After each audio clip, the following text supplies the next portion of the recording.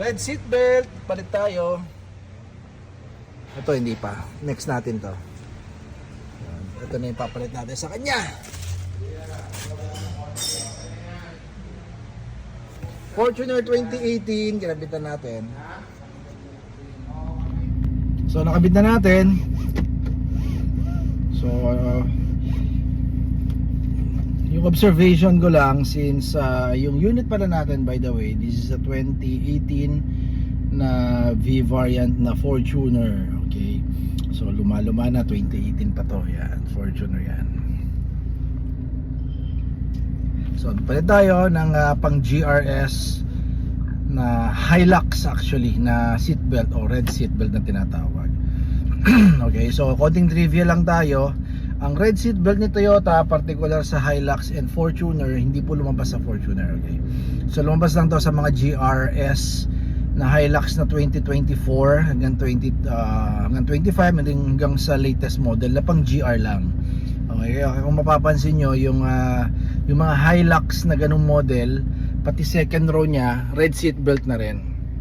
So sa atin, since syempre meron piyesa tayo na ukuha na pa pwedeng ikabit sa mga 2016 hanggang 2025 o 2026 na Hilux na non-GR, kasi yung latest nga is red na eh. So applicable din yon, nakakabit natin tulad nito, ito yon. Okay, pati second row meron yon, ang Hilux. So sa Fortuner naman, since common part siya, nakakabit din natin tulad nito, kinabit ko. Plug and play lahat to guys ha. At ang isa napansin ko sa kanya, medyo malambot siya pagka hinahatak kumpara doon sa stock ko na kulay black.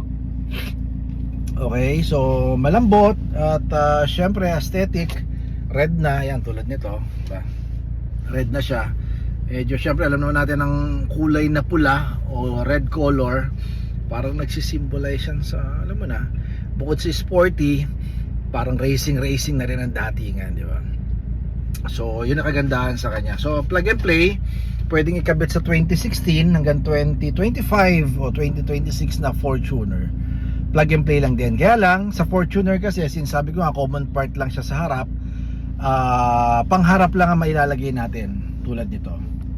Okay, ang benta natin ito is 15,000 left and right na. Ang benta ng kasa, magugulat kayo, 19,000 isa.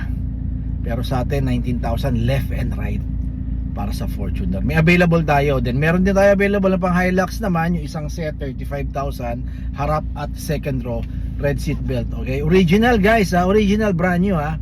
Pati yung mechanism, yung ginagamit dito at pinapalit doon sa loob mismo, pati yung socket para doon sa seat belt indicator, doon na rin.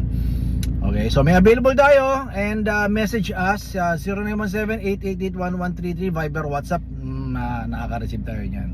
And also sa ating mga social media account, unahin ko na si Facebook, TikTok, and may Twitter din, yes, tsaka YouTube channel. TRD Parts, yung may Philippine flag sa dulo, pare-pareho yan. Search nyo lang dyan sa mga search engine ng mga cellphone nyo o kaya sa laptop. Okay, so Mike TRD, follow us for more. Thank you for watching.